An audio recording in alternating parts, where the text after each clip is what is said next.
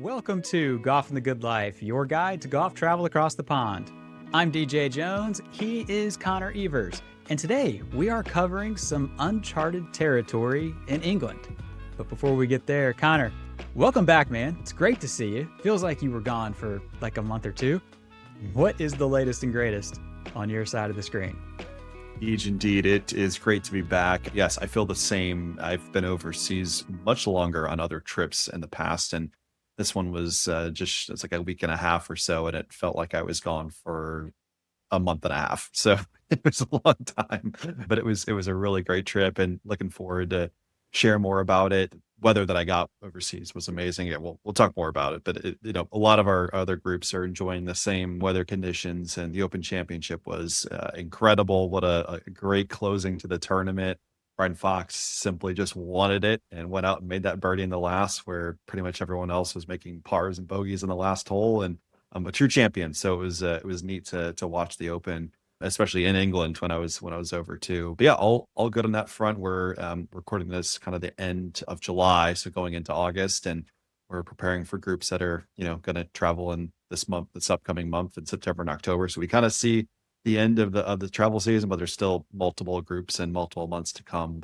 So shout out to members that are, like I said, about to depart from Biltmore Forest, Oakmont, Pine Valley, Shinnecock Hills, and the Concession Club. So shout out to those groups that are about to depart for overseas golf trips.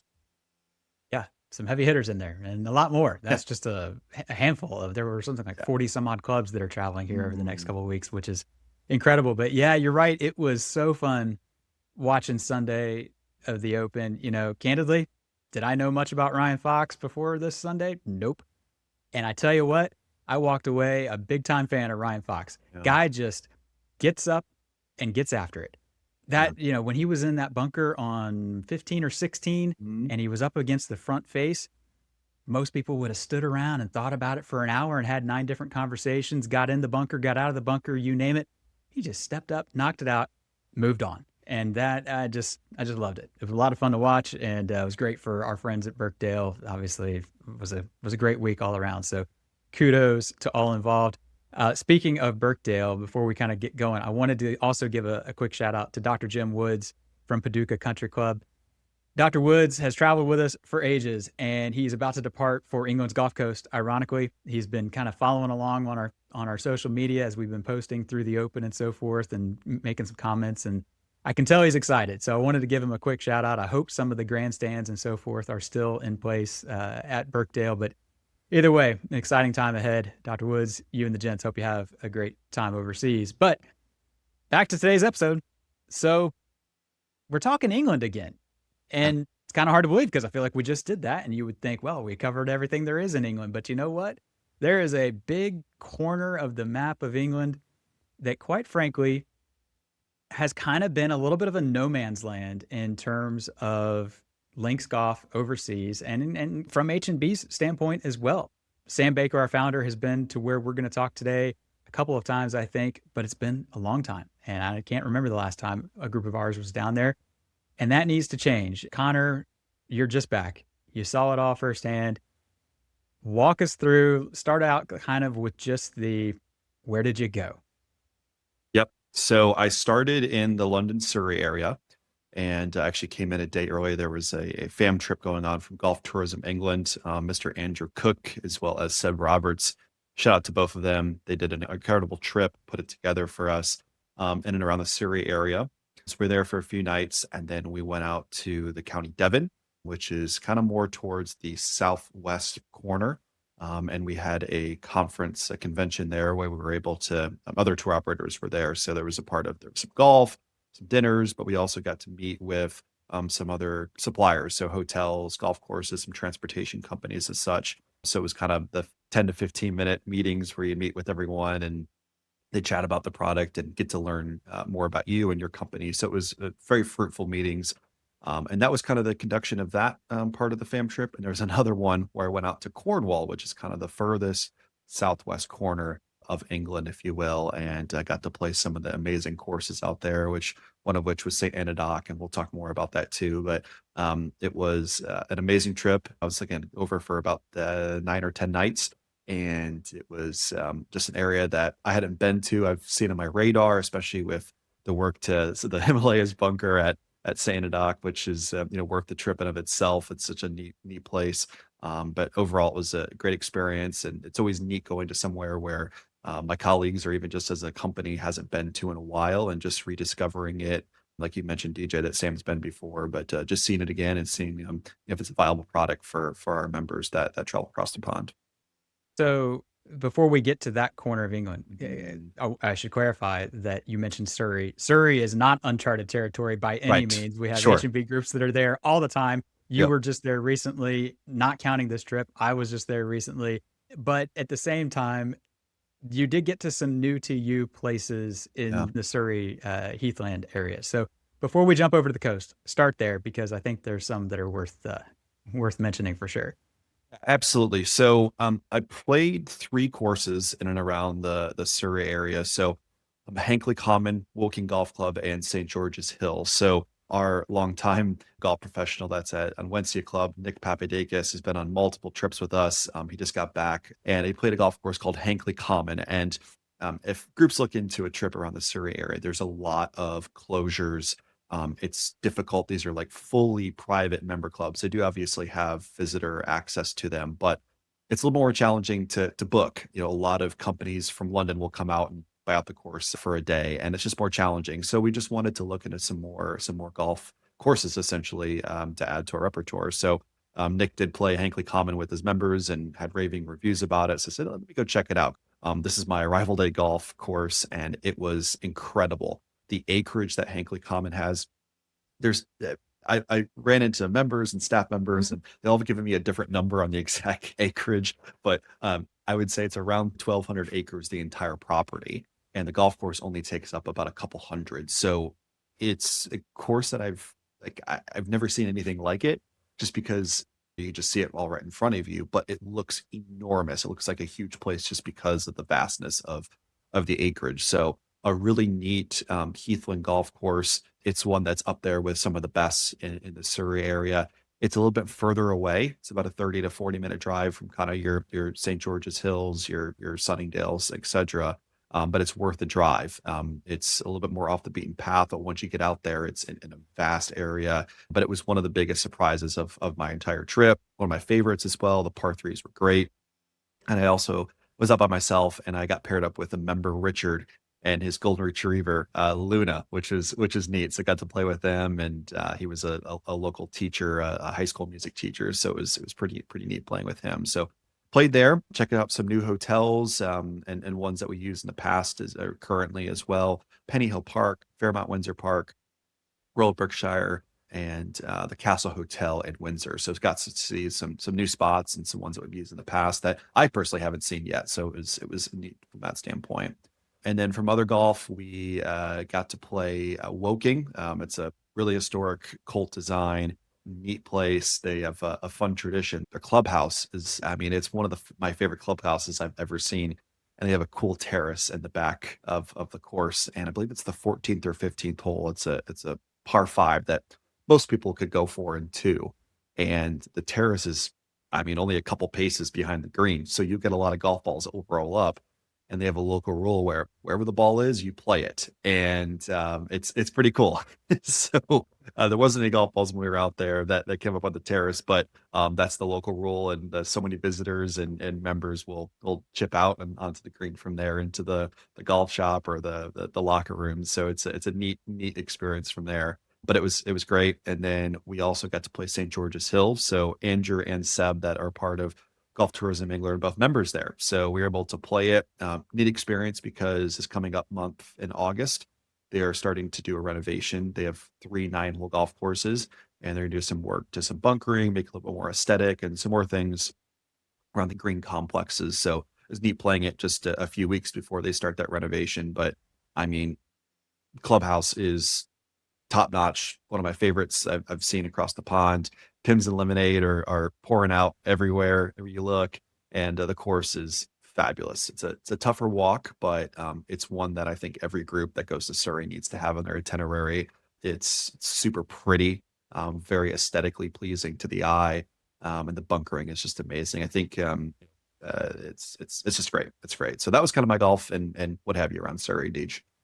And awesome stuff. There's nothing like summer in Surrey. I mean, Pimm's and Lemonade on the St. George's Hill balcony has got to be pretty peak. And what a fun story about the Woking clubhouse and chipping off the terrace. I mean, I can only imagine during like member comps and so forth, like what kind of hilarity ensues during that. Awesome stuff.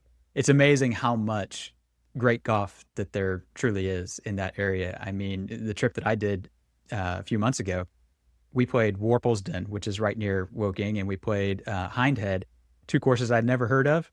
Yeah. Had an absolutely fabulous time, and I'm sure there are so many others, and it just shows you the depth in Surrey that's to be found. And we talked about the ease of access to London and so forth. I mean, it's pretty top notch. But go back to the uncharted territory thing. Okay, so from here you went basically, if I'm looking at a map of Britain, you went, I think, over to essentially the very tippy southwest Yeah. corner. Would that be right if I'm from in terms of where you were?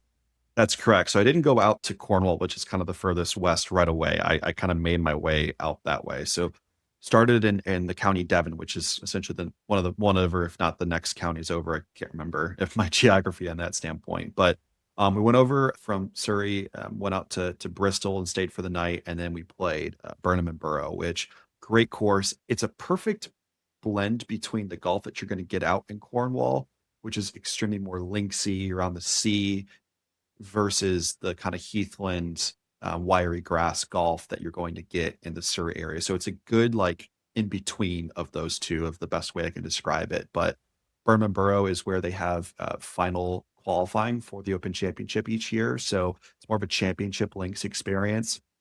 The best way I can describe it and what have you is it's very close to Royal Cinque Ports out in kind of the Kent area. The first 6 or 7 holes, give or take, are you're teeing off high above the fairway, you hit down to it, and the green complexes are built up. So it's the closest thing that I could say to that.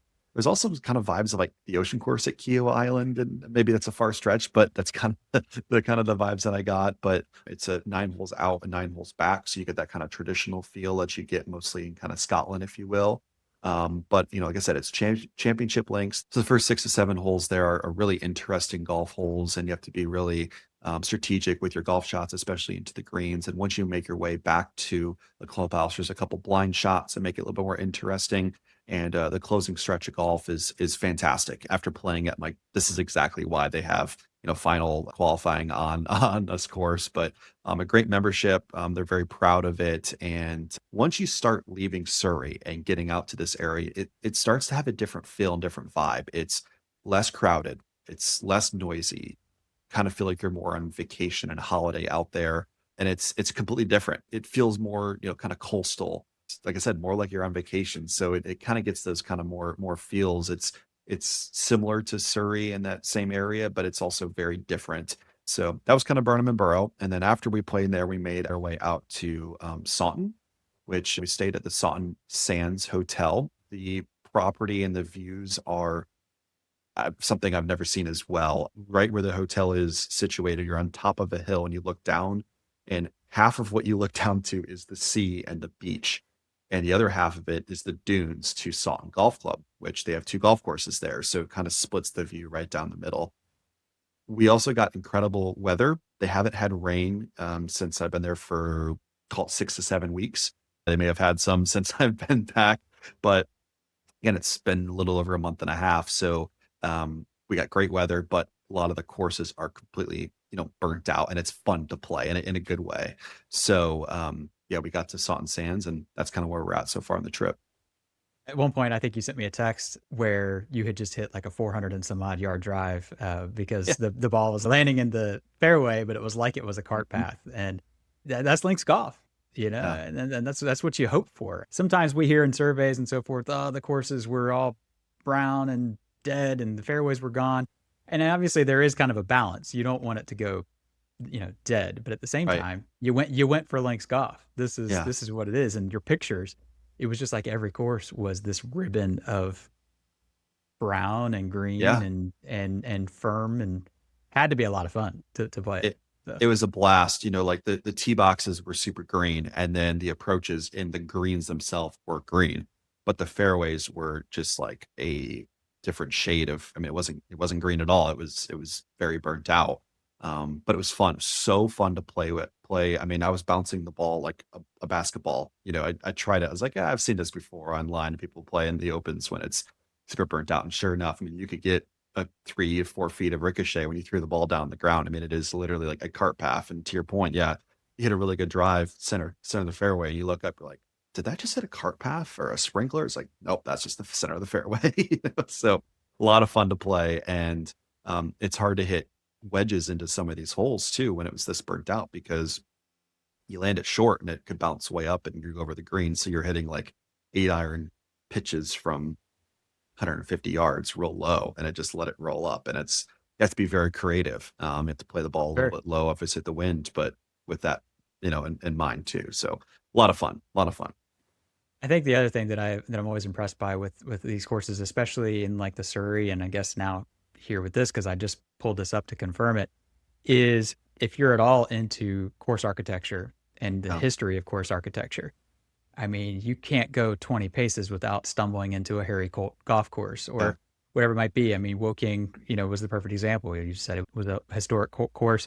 Burnham and Barrow, when you said the name, I was like, I think Alistair McKenzie did something there. Sure enough, I looked it up while you were talking, and he did some mhm, stuff back in the 20s. And yeah, so these, all these little courses, you never know who's passed through them to do some of the work. And if you're at all into this, it's just kind of a melting pot of places to go that you wouldn't otherwise have gone to without it.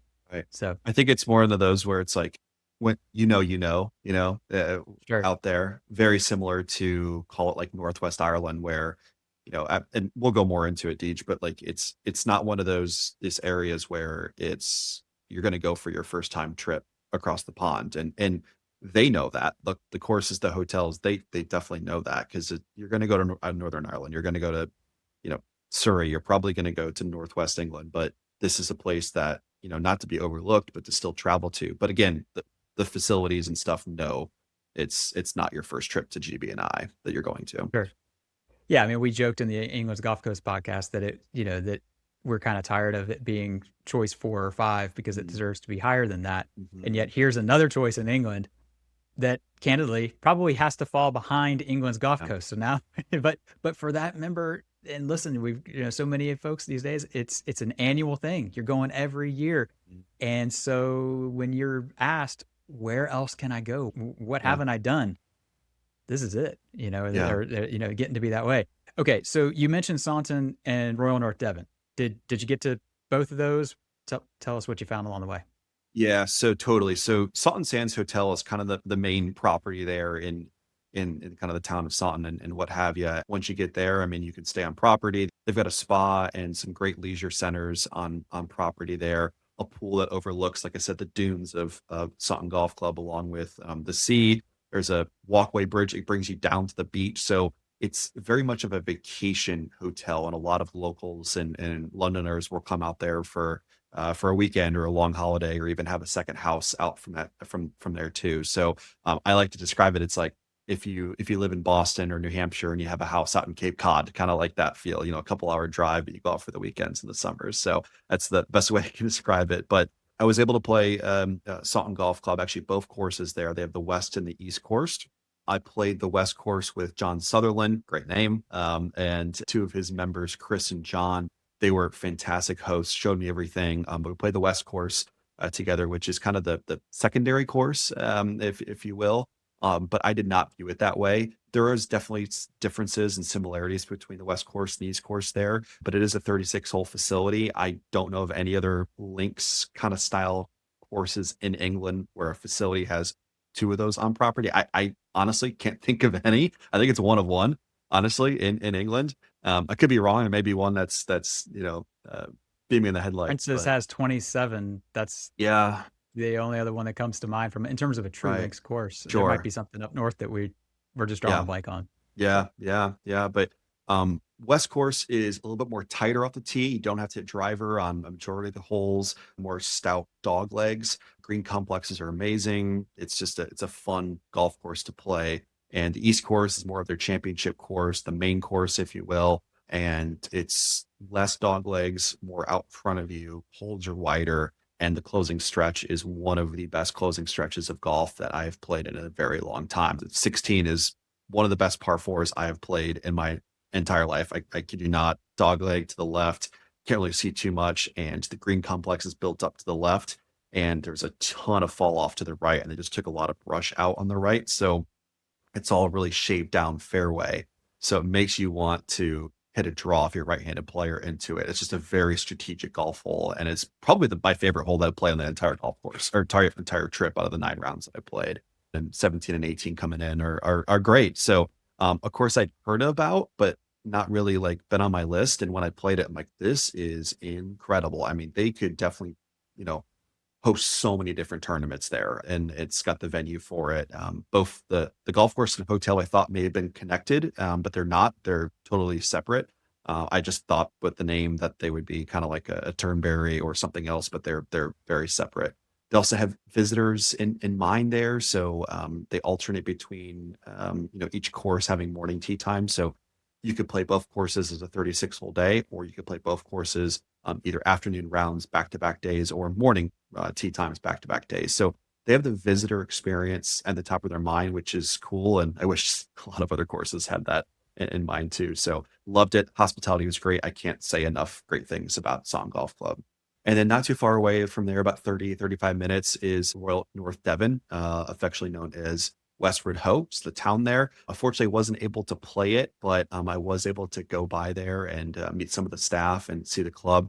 Royal North Devon, Westward Ho, is the oldest golf course in England. Old Tom would take the train down from Scotland down and do some cool work there. And it is prehistoric, I'll call it. It is something you have to see. They have no irrigation out there. It is very much like Brora, if you've played there.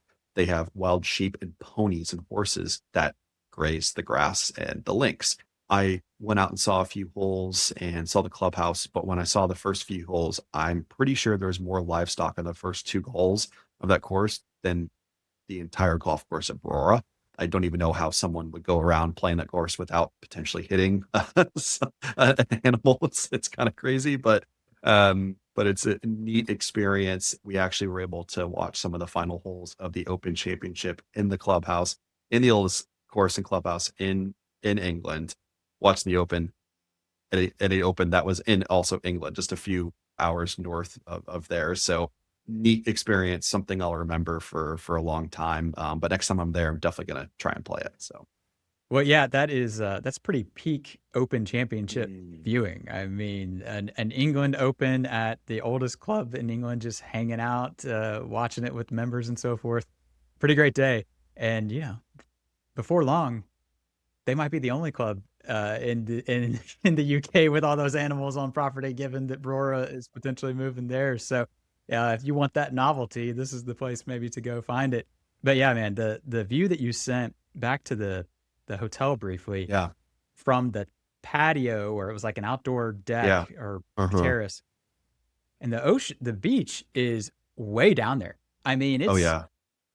20 stories down. I mean, it was crazy. Like how the height, just so it must sit way up on the hill, but Mhm. the view, gosh, absolutely incredible. I mean, what a place to go back to for some post round beverages and so forth. Oh, So, totally. Yeah. I mean, like I would definitely recommend groups. I mean, can you do 36 holes at Salton? Totally. But I would probably recommend you do 2 separate days, and one of those get like an early tee time, like 8:39, and go play your golf, and then come back early afternoon and go down to the beach. Because literally there is you could go to the pool, you could get a massage, and then you could walk down the beach, go down there for a few hours, and then there's the beach side. I think it's called the Beachside Restaurant. You can literally walk it from the beach, go get fresh seafood, eat dinner, and then go up to your room, shower, and golf the following day. That is a perfect day. And it's like you're out by yourself. You don't have to leave. You're right there. It's a neat experience there for sure. off in the good life is kind Yes. of what I'm hearing. Okay. So, all right, from here, Hmm. I think we're done in Yes. terms of this little area. Okay. So from Yes, sir. here, you then went to Cornwall. Hmm. Give us the geography on that and what was next. Yep. So Cornwall is the furthest counties southwest in England. And this is truly where a lot of Londoners will vacation at. There's the town of Newquay is where we stayed at. And Newquay actually does have an airport. They will fly. It's also one of the longest runways in all of Europe or UK. I can't remember the which, but they had a lot of military presence there for World War One and Two. So there's flights actually to Gatwick in London. So you could get on a quick flight, go to London, or you could fly multiple different areas. Some of the other tour operators that were on this fam trip with me out to Cornwall were from different parts of Europe. So either had direct flights from Spain or just quick connections in other areas. So we can get there actually pretty quickly. It is point to point from the Headland Hotel in Newquay to London, call it a 4.5, 5 hour drive. So it's like landing in Edinburgh and driving up to Dornoch from that standpoint. That's kind of what I'm mentioning. For probably a little bit less traffic and such from Scotland, but that's usually about the drive. So you can get a flight out there. But Cornwall was uh, it was like the Mediterranean in England. I swear, I kid you not. And just that's not a hyperbole. It's truly what it felt like. I can understand why Londoners escape out there. A lot of celebrity chefs go out to Cornwall in the summer and have their restaurant out there. There is littered with Michelin star, especially one-star Michelin star restaurants out there. The Ugly Butterfly, which we ate at the Headland Hotel, interesting name, I know, but it was a great meal, one of the best ones I've had. It was 11 course tasting menu.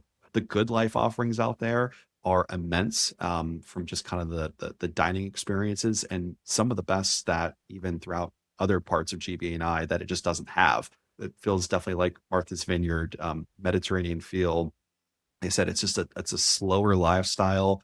It's almost like, my tea time's at 11:15. Well, I guess I'll just show up at like 11:30. It's like everyone is on a different time zone. It's great. And my biggest testament to the area too is I would go back there without golf. The golf is obviously great and why a lot of our members would go out there, but I want to go back and just experience it again. It was a really, if you will, dreamy spot. There's also a lot of movies that have taken place out there. So about time, it's my girlfriend Megan made me watch it, but we watched it. So there's a lot of different movies that were shot out there, and you can see those. So it's a neat area. You can say that she made you watch it. It's okay. I'm sure she's probably gonna watch this at some point, Uh-huh. so She will. I'm definitely leaving that, in the edit, but, so okay, so obviously pretty incredible. I mean, you go out to this corner of England that Mhm. most of us on our side of the Atlantic probably have not really ever heard of. I mean, I could be wrong, but I think the king has a place out there because, I mean, Mm. Camilla was the Duchess of Cornwall, so I don't Yep, know how that ties in.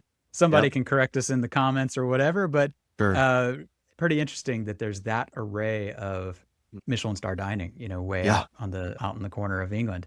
All right, so you mentioned the Headland Hotel. I'm intrigued. Tell me about it. Yeah, so a really neat spot. Big shout out to Lee, the sales manager, as well as Richard. One of his family owns the hotel, and they were fabulous hosts. And another shout out to Sam and Jeremy from Gulf Southwest as well for putting on this trip. Just an amazing time. The hospitality was top notch. So the Headland Hotel is kind of the main hotel I would call it in Newquay. It's the spot where you want to stay. I'd recommend this to anyone. It works for a multitude of groups, couples, younger gents, groups that want different types of lodging offerings. It's an old hotel, but it's not old in like a bad way. It's just got a lot of like really neat charm. You can smell it even throughout the hotel. The architecture really reminds me of maybe the Slieve Donard in Newcastle, Northern Ireland. The views are amazing. You have them out to the sea. They've partnered with a surf school that's right below the hotel on both sides of it. You have beach access right behind the hotel. There's a adults only spa and pool that's beneath the hotel. They've got another spa and leisure center that's outside of it. They've got cottages on property, 1, 2, and 3 bedroom ones that they've really thought and put into who their customer and their client is going to be, and it works for a lot of groups, families and golf groups as well. Hospitality is amazing. The staff was great. Can't say enough good things. I would go back to the hotel in a heartbeat and just stay there and not play golf. The restaurant on property, they've got two restaurants there or more, as well as the Ugly Butterfly, the one-star Michelin star restaurant there. Adam Hadland's the chef, and we had a great meal from him one of the nights. And Ramore is amazing. We had surf and turf, and I mean, arguably it was one of the best meals I've had in all of the UK and Ireland. I would put it up there in probably my top five, maybe top three. So it was exceptional. I can't say enough great things. No notes, if you will. So the last thing to put a bow on this part of it, we'll get to the golf. I mean, obviously we've talked a lot about restaurants, the beach, Mhm. but you've mentioned that it's good for families. You've mentioned that Yeah. there's stuff off the course. I mean, like what else is there good life wise to explore in the area? Yeah. Yeah, so there's, a winery, Kimmel Valley Winery. We drank a bunch of their wines at dinners, majority of the nights, but they have, some tours there. The town of Padstow, very high end, a lot of great restaurants. There's a couple of their Michelin stars around there, but a neat town to tour and to hang around. Again, they've shot some movies and around there. There's Orf Curno, I believe I'm pronouncing it correctly. Beach is great. Looks like the Mediterranean, Eden Project, St. Michael's Mount too. So there's a lot to see and good touring from that. So I don't know if tons of couples will be beaming at this area, but there is enough good life offerings for 3 or 4 nights there to keep everyone occupied. But it's not like you're going to go see castles and some other things throughout the UK that maybe groups are accustomed to, but it's definitely a slower way of life out there, and it's very relaxing. And that's what I would probably suggest the most is just chill at the spa and the leisure center and see some things in town that are all 20 to 30-minute drives from that hotel, particularly. Good stuff. I've seen pictures of St. Michael's Mount for, my whole life. Ah, I don't think I've ever known where it was. mm, And so the fact that yeah, that's right there, out on the edge of England is pretty cool and obviously yeah. convenient to this. Okay. So, all right, let's shift to the good stuff. So tell me about the golf in Cornwall. So we played 3 golf courses, Perranporth, Trevose, and St. Enodoc. So start with Perranporth. It is a really neat links experience. I described it in my report back is if Arglass and Critch Island had a baby, this would be Perranporth. So very raw, rugged, natural links experience. It's very hilly. It's a tough walk. It's probably one of the toughest walks of any course I've played, even here in the States or anywhere in the entire world. But the scenery is amazing. You've got sea views on almost every hole. I think it's 14 or 16 of the 18 holes. You have sea views. There are a lot of blind shots though. So I would 100% recommend a caddy. I don't think you could play the golf course without one. Shout out to Nathan, Daniel, that not only was my partner in golf at Saunton, but was the course manager at Perranporth and showed us around and showed us where to hit. And if it wasn't for him, we would not know where we were going. But it is a raw, rugged experience and one that I would definitely recommend for a lot of groups out there. And then we then played St. Enodoc, which was kind of our second to last day of golf. I would also recommend playing here not only once, but maybe twice or 3 times. It's that good. DJ, you were just talking about Tom Doak's confidential guide, and the Himalayas bunker on the sixth hole is the cover of it. There we go. Yep. Yep. Amazing. So Did you avoid it? I mean, we need to know more about this part of it. yeah, so I did. George, the club manager, also played with us. I got really lucky with my hosts on a lot of these courses, but I guess every year they've got a group of visitors that maybe don't go out with a caddy. Like, oh, I'm just gonna hit bunker because hit a driver because I think it's only 350 maybe to the green. So they'll hit drivers, try to hit it over the bunker, and it's not the way to play it, not the way the hole is intended to be designed and such. But I originally had a 3 iron off the tee, and George was like, "Dude, just hit like a 6 or a 5 iron. It's gonna roll out there," and I did, and I was in the perfect position. So the hole six, the Himalayas hole, is insane. Clyde Johnson from Doak's team is I think on retainer and doing a lot of work, especially in the off season, to some bunkering. But he found an old picture of what that bunker looked like from what you were saying, and seeing. And since years and weather and such, that bunker's gotten a lot smaller, but they made it a lot bigger. It's right now about 100 feet from the bottom all the way to the top. I mean, you see it. I mean, you're playing the first, I think you're up to the third hole. You're like, oh my God, there it is. Like it's like a monster, it's out there. It's something you have to go see to believe. And all those few, 3, 4, 5, and once you get out there, you can see it in the distance. I remember like hitting my shots in the third and fourth hole, and I'm walking. I'm kind of looking behind, like, oh, there it is. So it's a neat. But yes, I did get far away from it, and I had like a 5 iron out and a 7 iron on the green, and 2 putter for my par, and Like there you go. So the holes, especially in the front nine, are just so fun. I haven't had that much fun on a golf course in a long time. And in the back nine, the holes are a little bit different, but they play out to this old church. And what George was saying was this old church that is on if you kind of play around this old church, but back in the day, it was under a huge sand dune. And I think it was every month or a couple times a year, they put rope around a local priest and he would go through the steeple of the church and bless the church and the grave sites that were there and then come out. And since time has changed, the sand is blown away, and now it's a full functioning church there. You can get baptized there. They do some services. It is pretty cool. And again, you play the three, four, five holes around that church. So when he's telling me the story, I'm like, "Are you sure about this?" And he's like, "Totally." So I think it's true.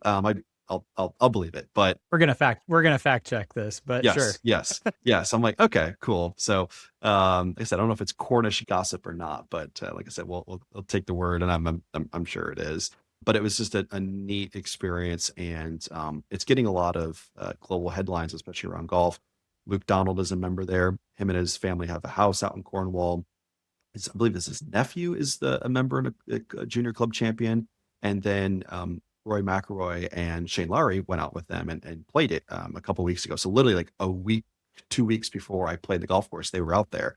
I guess they were at Wimbledon, and they're like, let's go out and play. And George was saying that on the tee sheet that Luke Donald and three guests just populated on the tee sheet. They said okay, and then word spread and ended up they flew from London out to Newquay, and I guess the membership was tracking Rory's plane or something. I can't remember the whole thing. Like, oh, I guess it's those three showing up, and sure enough, and they had all the members came out. People are walking their dogs and walking them and watching them play. So it's pretty neat. But yeah, it's a cool experience, and there's a reason why they're it's a member there, and there's a reason why it's getting a lot of news. It's a cool course. And then, last but not least, the last golf course that we played on the trip was Trevose, and really fun. So we talked about not even on this podcast, but internally as a company of a routing for the trip. And I think you land in London, you rip the Band-Aid off, and you drive out to Cornwall, and your first course should be Trevose, in my opinion. It's a lot wider, hard to lose golf balls, believe it or not. It's a very friendly course. It's more of a resort experience. They've got multiple different lodging offerings on property. They've got tennis. I think they've got paddle as well, but it's a lot of locals that like to hang out there. The clubhouse is very nautical. It's just a cool, feel. Golf is the golf course, but I don't think golf is like the main thing there. We'll call it. It's a perfect place to start off your golf, and I do think play Trevose, you play Perranporth, and then you play St. Enodoc, and you play one or two rounds at St. Enodoc. I think it's just that it's worth the drive. And how we talk about going all the way up to Dornick and playing Royal Dornick, it's definitely play it obviously once, but maybe twice or even three times. But yeah, Trevose, I definitely recommend playing it your first round of golf. The closing stretch is exceptional. Just a really fun course. I had a blast at all these golf courses.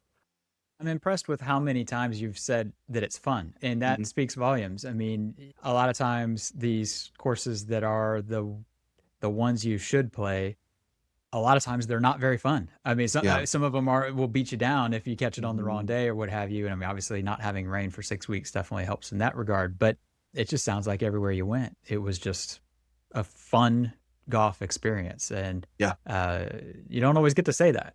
Yeah, totally. It's definitely for groups that are, wanting to go and see something new and just be able to tell their friends, like, I went to Southwest England, like, where's that at? And it's kind of one of those, like, when it's that good.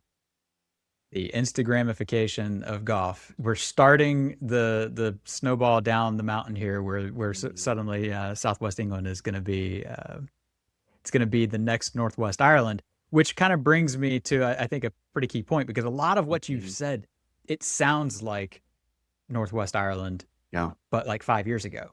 And I'm curious Mhm. what the biggest thing maybe you learned throughout this whole Mhm. process. I mean, from start to finish. Totally. I think the biggest thing is that this area is almost like I remember Sam Baker talking about when he first went to up to the Highlands or when he first went down to Southwest Ireland. I mean, Americans weren't going there. I mean, the golf was great, but it was very undiscovered and untapped.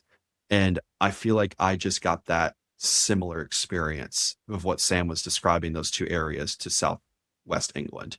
Again, Americans aren't going to rush to go there, but I still think the golf is exceptional and the good life offerings are, are plentiful. I just feel like that's kind of the experience I got. And the other big thing that I learned too is just the depth of golf in all these regions and how much golf is undiscovered in England specifically.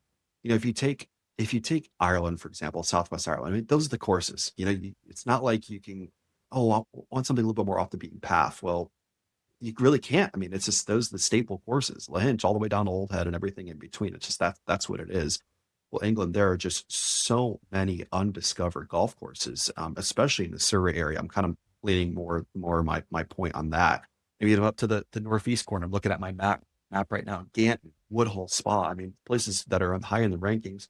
Royal West Norfolk. There's just so many spots in England that are undiscovered still that I personally haven't been to.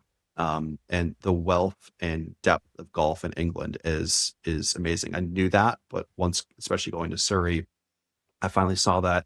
And Elliot, he's the gentleman from Executive Collection, which owns both Penny Hill Park and Royal Berkshire Hotel in the Surrey area. He drove me around and we saw Sunningdale, and there's this little golf course just to right of Sunningdale. I think it's called Sunningdale Heath, but it's right there. I'm like, this place looks amazing. I would love to play it. And places you just don't hear of. There's a lot of 9-hole golf courses and just 18-hole courses that just don't know about that are undiscovered. And that's the biggest thing that I learned is there's just a lot more to see and a lot more places to discover outside of the highly ranked courses. I think what you found is something that is sort of happening across the board when it comes to Mhm. travel, and you think of like the key destinations. I was just at breakfast this morning for Rotary Club, and one of the guys had just gotten back from Romania. He'd spent 2 weeks in Wow. Romania, and he was going on and on about Huh. how he would go to these little towns and would start talking to people, and he was the first American that they had ever met. Wow. And yet you contrast that with walking through, say, the Louvre Yeah. or, insert other place here, Hmm. and you're hearing a lot of familiar accents. You might even bump into somebody from your hometown. Pretty good chance you might even do that. And you run into this a little bit in golf. You go to St. Andrews, you're going to be bumping into guys from Cincinnati, Ohio, and I'm going to be bumping Totally. into guys from Orlando, Florida. But you go down to Cornwall, Yeah. you're getting the authentic, this is what it's like Hmm. experience. And so many travelers are looking for that these days, not just in golf, but in travel in general. Yeah. And it's so rare to find. Yeah. I mean, a few pubs or restaurants, or even when we pull up to Perham Wharf, I mean, they're like American accent. Oh my gosh! I'm like, where am I right now? I'm not in London. I'm not in Surrey. You get that all the time. You easily find someone that's a Cincinnati Bearcat fan in London. I say that tongue in cheek, but it's a different experience out there. It's a different way of life, and if you really want that kind of uncommercialized, rugged links experience, still with really good lodging offerings, golf is solid, etc. It's just something way different. It's a place to go. Absolutely. Well, something tells me that there are a handful of H&B members out there Yeah. listening right now that their ears just perked up because, Mhm. after 10, 12, 15 trips, some of these cases, Yeah. you need somewhere new. And this Yeah. this checks that box. And I'm intrigued by, you mentioned the new Key Airport. I pulled it Yeah. up. There's flights to Dublin. So Oh, talk yeah. about all the Yep. all the flights from Aer Mhm. Lingus headed over to Dublin. You're just a Mhm. one hop at that point, and Yep. you're right there, and you don't even have to deal with Heathrow, which is a joy. So, Totally, totally. Yeah, I think my last thing too, I just wanted to again thank all the folks that put this trip together, Andrew Cook and Seb Roberts, as well as Victoria Snow from Golf Tourism England. They did an incredible job and were great hosts. And then Jeremy and Sam from Golf Southwest as well did an amazing job, fantastic hosts. Some of the best hospitality I've had in a long time, and all the hotels and suppliers, golf courses, et cetera, that hosted us just neat to see a new area, and it's very exciting. Again, just the depth of golf in England, and I'm just excited for what's the future to hold in that country. well, I think that is exactly where we should leave it. So, As usual, I'll throw some guides and links into the show notes. If you have any questions about Southwest England, Connor's your man. Send us an email, golf@haversham.com. Send us a DM on social media. We will get to them, of course. We'd love to feature any field reports that you might have if you're overseas. Send them to us as well. We'd love to drop those into a future episode. But as always, thank you for tuning in. We'll be back again soon with another episode. But until then, we wish you plenty of golf at its finest and life at its best.